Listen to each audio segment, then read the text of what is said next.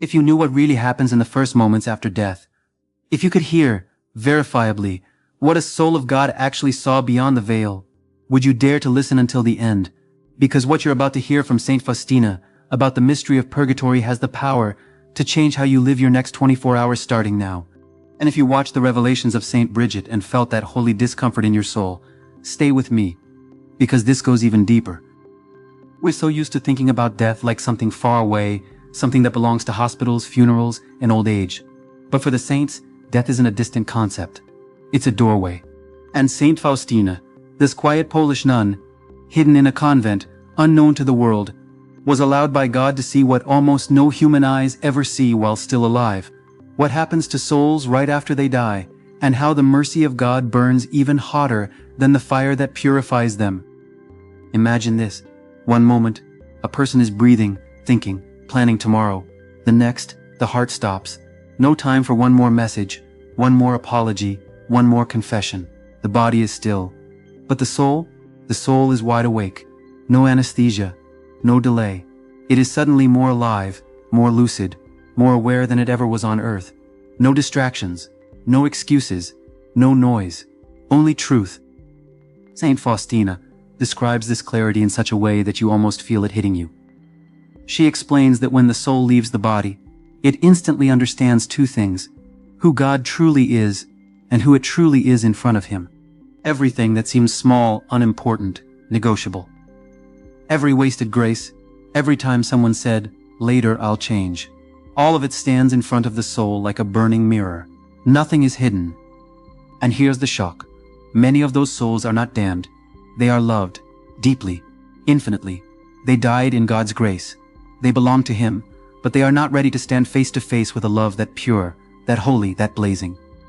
The love of God is like a sun that their soul has never learned to look at without pain. Their choice is sealed.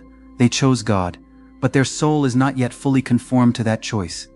This is where the mystery of purgatory opens like a door in her writings. In a moment of prayer, Saint Faustina is taken, without leaving her convent, to a place filled with a kind of fire she had never seen before. Not a fire of hatred, not a fire of revenge, a fire of mercy. She describes it as a purification so intense that no human language can fully express it. The souls there are suffering, very much. But it's not the despair of hell. It is a suffering full of hope. They know they are saved. They know they will see God. But they also know, I am not ready yet. Now, here's something modern people misunderstand all the time. We think, if God is love, why would He allow purgatory? Why not just snap His fingers and make everyone instantly perfect? But for the saints, including Faustina, the answer is not cruelty, it's respect. God respects the mystery of your freedom so much that He refuses to treat you like an object to be fixed. The soul that arrives at purgatory is a soul that said yes to God, even if weakly, even if late, even if with half measures. God answers that yes with absolute commitment. But love doesn't erase truth. The truth is, sin leaves damage. It twists our desires, it stains our vision, it makes us love things in the wrong order. Purgatory is where that disorder is burned out, not against our will, but in complete alignment with the deepest desire of the soul itself. God, make me clean, even if it hurts. Faustina says something that hits hard. The souls in purgatory burn with two flames at the same time. One is the flame of longing for God, this incredible, almost unbearable desire to see Him, to rest in Him, to finally be united to the one they already love above everything. The second flame is the fire of understanding. They finally see how much love they wasted while they were on earth. How many times they could have chosen holiness and didn't. How many opportunities to love, to forgive, to pray, to sacrifice lost. Not because God didn't give them grace, but because they said, not now, tomorrow, one day. Sal seder tu mi alevik ayona seder sal. Not because they said, not now, tomorrow, one day. When she was taken there, Faustina was stunned by something else. The absolute silence of complaint. The souls don't blame God. They don't murmur. They don't say, this isn't fair. On the contrary, she explains that they recognize that what they are going through is just necessary, almost logical, in the light of God's holiness. They desire the fire. They desire the cleansing. They willingly embrace what hurts, because they finally understand that the real tragedy is not suffering. It's arriving before God with a heart half converted. And here's where the story hits closer to us than we'd like. Because according to what Faustina saw and heard, our choices right now, in the next hour, in the next decision, are directly linked to whether that fire will have more or less to purify. You and I are deciding, line by line, how much healing we'll need later. Every time we say yes to grace now, we shorten that future distance. Every time we cling to our pride, to our resentment, to our addictions, to our favorite sins, we're not only hurting our present, we're stretching out our own purification. But the revelations to Faustina don't stop at fear. If we only listened up to this point, we could fall into panic. Instead, her whole mission was to shout to the world a word that many people think they know, but barely understand. Mercy. Purgatory is not the failure of mercy. It is an extreme expression of it. It is mercy refusing to give up on a soul that is not yet ready for the wedding feast. It is mercy saying, "You will not be lost. You chose me, even if weakly. Now I will finish in you what you did not let me finish on earth." You did not let me finish on earth. And she wasn't just a spectator. She was called to act. One day, while praying for the dead, Faustina was allowed to sense how desperately the souls in purgatory need the help of those still on earth. It's almost shocking. They cannot help themselves anymore. Their time of merit is over. They can love, they can desire, they can endure. But they cannot increase their merit. That time was earth. Now they wait. But not passively. They wait with a burning hope that someone, somewhere, will remember them at the altar, at the rosary, at the Divine Mercy Chaplet, in the quiet offering of daily sufferings. And here is one of the most sobering parts of her testimony. She explains that the smallest act of intercession from a mass offered, a sincere prayer, a little sacrifice done with love can bring immense relief to those souls, and in some cases, speed up their passage into God's presence in ways we can't even imagine. Think about that. While you scroll, while you watch, while you complain about the day, there are souls, maybe of your own family members, who are hoping that someone on earth will stop, for even 1 minute, and say, "Lord, have mercy on them." Faustina understood that the connection between the living and the dead is real, concrete, and active. One day, she was visited by a soul from purgatory who simply asked for a specific number of prayers. She obeyed. And when she finished, that soul appeared one last time.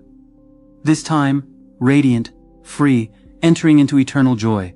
Her prayer had actually changed that soul's experience of eternity. Not symbolically, not emotionally, spiritually and really. Why does God allow this exchange? Again, because of love.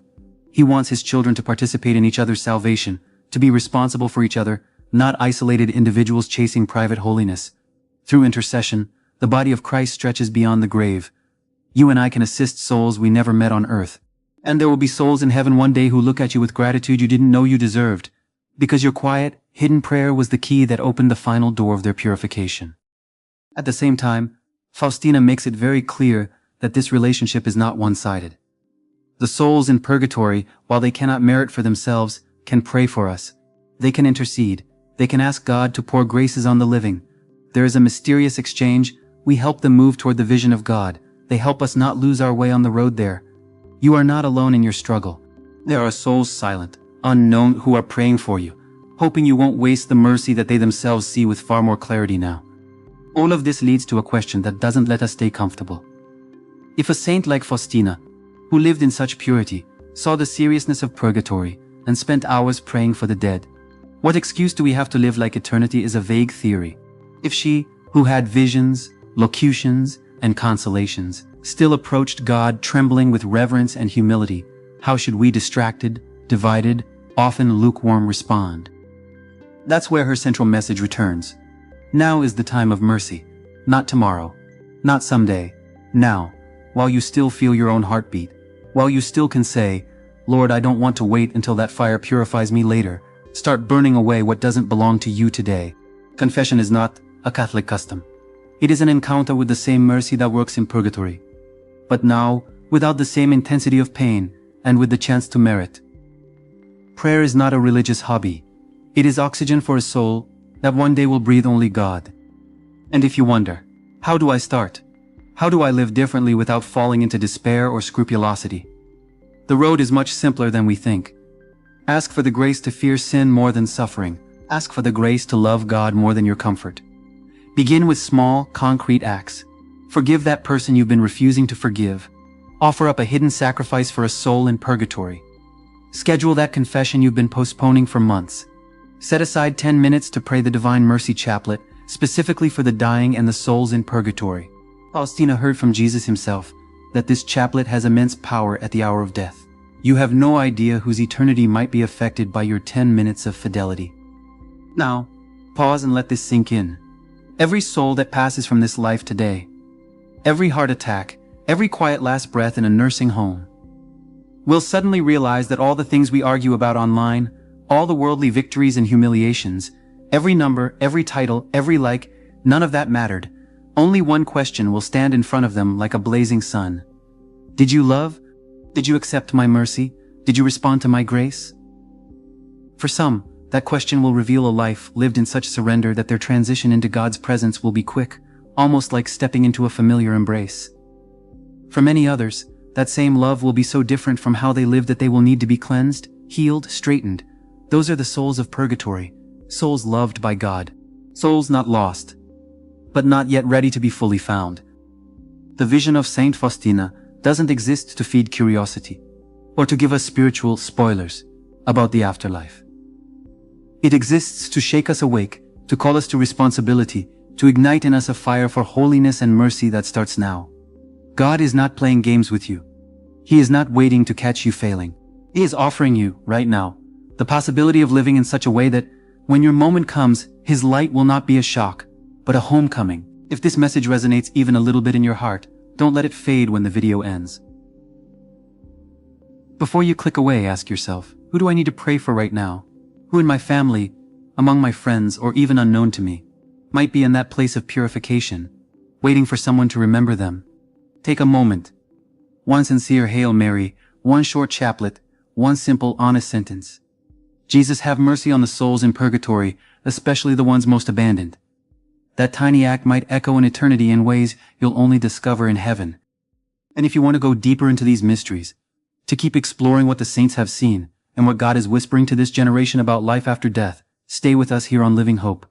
Subscribe, turn on your notifications, and share this with someone who needs to wake up to eternity, but in the light of mercy, not fear.